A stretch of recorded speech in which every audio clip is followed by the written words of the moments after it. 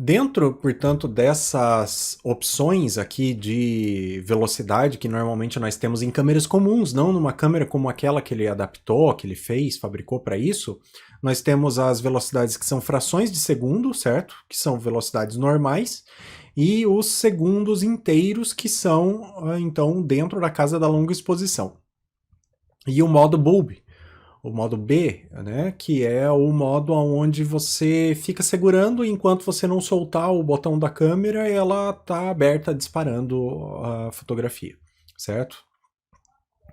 Vocês devem ter em mente que assim como as frações de segundo, os pontos de luz são somados ou subtraídos conforme você vai multiplicando ou dividindo a fração, né? Por exemplo, de meio segundo para um quarto de segundo, você perdeu um ponto de luz, certo? Porque isso daqui é múltiplo, ok? Na longa exposição, você tem a mesma coisa. De 1 segundo para 2 segundos, como você duplicou o tempo de exposição, você dobrou a quantidade de luz que está sendo exposta à sua câmera e, portanto, aumentou um ponto de luz, certo? Perceba então que mudar de 15 segundos para 30 segundos, apesar de ser uma mudança muito profunda em termos de tempo para a exposição, é uma mudança muito profunda em resultado depois na movimentação aparente das coisas, muda muito pouco em termos de pontos de luz, porque vai mudar um ponto de luz apenas, certo? Isso é super importante ter em mente, tá? Conforme você vai dobrando esses pontos de luz, então você vai ganhando pontos de luz, porque vai dobrando a quantidade de luz. E a definição de ponto de luz é você dobrar ou dividir ao meio aquela quantidade de luz especificamente, certo? Entendido essa questão da longa exposição? Agora, esse limite da longa exposição aqui entre 1 segundo e o bulb, que representa o infinito e além, que é uma cerca teórica que nós podemos colocar para entender a longa exposição, admite-se eventualmente que velocidades baixas, como meio segundo, um quarto de segundo, tem muitos fotógrafos que chamam isso de longa exposição. Inclusive, eu não tenho exemplos de determinadas coisas que eu gostaria de mostrar para vocês, eu não tenho nada que absolutamente se encaixe dentro da nossa definição, que são segundos inteiros, certo? Não tenho, tem alguns exemplos que eu vou mostrar para vocês que está aqui dentro da casa da fração de segundo, certo?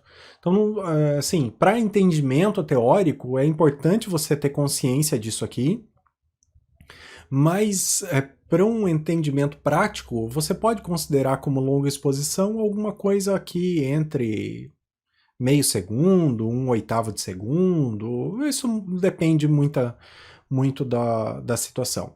Agora, fui para o lado errado.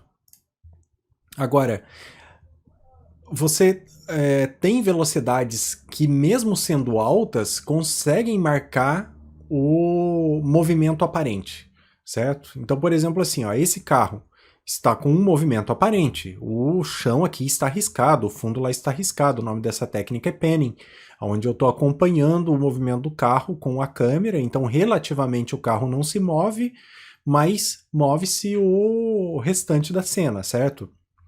Isso não é longa exposição. Essa é uma velocidade considerada alta, 1 para 60 segundos, certo? Então, assim, existe a possibilidade de fazer o movimento aparente e a fotografia não ser considerada longa exposição. Esse é um caso, certo? Por que que fica o movimento aparente? Por que que fica arriscado? Porque a velocidade do carro é muito alta. Então, para acompanhar o carro, eu tive que usar uma velocidade alta na minha câmera. E essa velocidade é baixa o suficiente para deixar o movimento aparente, mas não o suficiente para ser considerada uma longa exposição, certo? Então, normalmente pennings de carros, de veículos, de objetos de alta velocidade não são longas exposições, nem teoricamente, nem se a gente abrir aquela margem prática, certo? Aquele, né, indo até 1:8 e coisa assim. Né? Normalmente, pennings são feitos com uma velocidade um pouco mais alta, senão você desequilibra o movimento vertical também, e não só o horizontal, você acaba movimentando demais a câmera e daí tudo fica tremido. A ideia de um penning é que o carro, por exemplo, nesse caso, não fique tremido, né? E que ele fique o mais nítido possível. É isso que causa a impressão interessante no observador, que é a mesma consequência que a longa exposição causa, só que lá com tempos muito maiores. Entendido isso? Entendido? Participem de vez em quando, nem que seja para dizer que estão entendendo, para eu ter certeza que está tudo bem com a transmissão e que vocês estão aí acompanhando, certo? Deixa eu ver quantas pessoas temos aí. 14 pessoas assistindo simultâneo. Muito bem. Agora, você pode ter uma longa exposição e não ter movimento aparente nenhum, certo? Essa fotografia aqui, por exemplo, ó, é de uma maçã que eu comi ela, deixando ela no formato do planeta. Muita chuva, câmera nova, vontade de brincar e não podendo sair, né? Acontece esse tipo de coisa. Eu fui comendo a maçã, logo eu vi que uma bocada que eu tinha dado me pareceu com a costa da África. Aí eu tive a ideia, vou continuar cavando essa maçã até ela ficar com o formato da Terra e vou fazer uma foto dela. Usei uma vela para iluminar ela e coloquei ela em cima do tampo de vidro de uma mesa, certo? Foram 5 segundos de tempo de exposição para fazer essa fotografia. É uma longa exposição, mas não existe movimento aparente. Então, assim, você pode chamar ela de longa exposição? Claro, pode chamar ela de longa exposição, mas qual é a graça nisso? A técnica da longa exposição, no meu ver, apesar de teoricamente essa ser uma longa exposição, a técnica da longa exposição precisa de um movimento aparente. E apesar dessa fotografia ter um movimento aparente, ela não é uma longa exposição. Perceba então que eu estou definindo o que é de fato longa exposição. Para mim, longa exposição é uma coisa que tem movimento aparente e que ao mesmo tempo foi feito dentro da casa dos segundos de tempo de exposição, certo? O que não é o caso dessa fotografia. E você pode ter, então, essa aparência de movimento sempre entre a relação entre um objeto e outro dentro da tua fotografia. É isso que causa a sensação de movimentação. No caso aqui, essa é uma das fotografias que eu falei para vocês. Eu não tenho um exemplo como esse dentro absolutamente da casa da longa exposição, mas esse exemplo é ótimo para isso. Portanto, eu uso ele, apesar de ele ser 1/6 de segundo e não 1 segundo inteiro, certo? Aqui a câmera está parada, certo?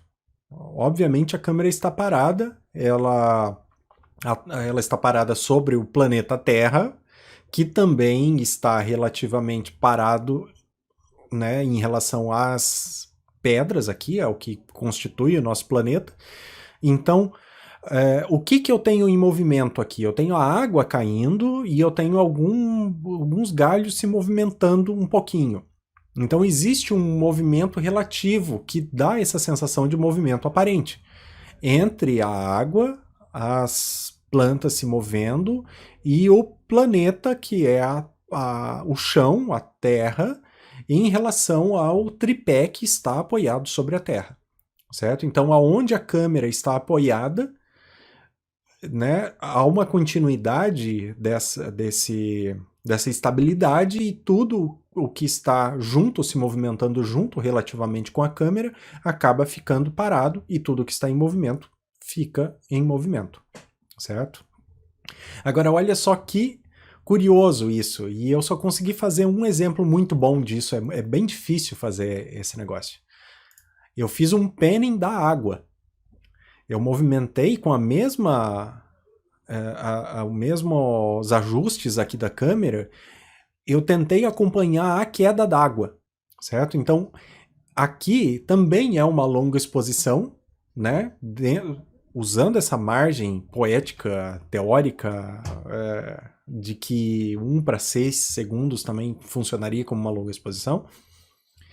E, portanto, eu tentei manter a câmera alinhada com o movimento da água, por isso ela está nesse ponto aparentemente parada em relação ao movimento do restante de tudo, né? Então é importante você pensar no movimento relativo. É claro que é muito mais difícil você fazer um movimento relativo acompanhando alguma coisa, tipo a água de uma cachoeira, tipo a água do mar numa onda, mas existe essa possibilidade. E você consegue dar diferença entre o movimento aparente de uma coisa e outra. Não que isso seja necessário para que você, ou para que eu, teoricamente, consiga chamar isso de longa exposição. Ter um movimento relativo é uma coisa que agrada muito o olhar, principalmente umas coisas não muito caóticas como essa daqui, certo? Agradam o cérebro humano. Umas coisas assim confundem, mas aqui eu acho que didaticamente falando é um ótimo exemplo, né?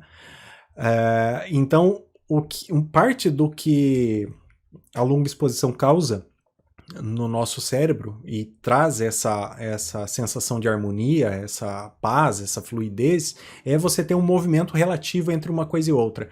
Mas não necessariamente. Você pode ter uma longa exposição aonde tudo está se movimentando. Como nesse exemplo aqui. Eu fiz a fotografia com a câmera mexendo, com a câmera para cima e para baixo, para que tudo ficasse tremido. Muito bem, meus amigos, eu espero que vocês tenham gostado dessa aula. Isso representa mais ou menos uns 10% da aula completa, que é feita em forma de live aqui pelo YouTube, onde você tem assuntos tanto sobre edição quanto sobre fotografias. Normalmente 2 vezes por semana essas lives acontecem. Se você se interessa em conhecer mais sobre fotografia e quer assuntos específicos, é a oportunidade ideal. Você não precisa fazer um curso completo para ir lá e rever aquele assunto que você tem dúvida ou conhecer uma coisa nova especificamente, certo? Se você tem interesse, tem um link aqui embaixo na descrição onde você pode se inscrever. São apenas 20 vagas, porque é em forma de live e eu quero dar atenção a todo mundo. Então vocês me mandam perguntas, a gente vai conversando sobre os assuntos, certo? Tem um valor bem camarada que todo mundo pode participar, e isso é uma forma também de garantir que quem se inscreveu vai realmente participar da live. Agora, se você tem interesse sobre uma aula que vai acontecer e você não vai poder naquele horário da aula fazer estar acompanhando a aula, não tem problema, porque você pode assistir depois quantas vezes você quiser, a hora que você quiser, fica gravado a aula inteira e você tem acesso a ela a partir do seu link, né, da inscrição, você tem acesso a ela a hora que você quiser. E também pode deixar depois perguntas lá dentro e continuar conversando comigo sobre o assunto a partir dos comentários dentro do vídeo. Certo? Eu espero que vocês tenham gostado e espero vê-los na aula ao vivo. Até mais. Tchau!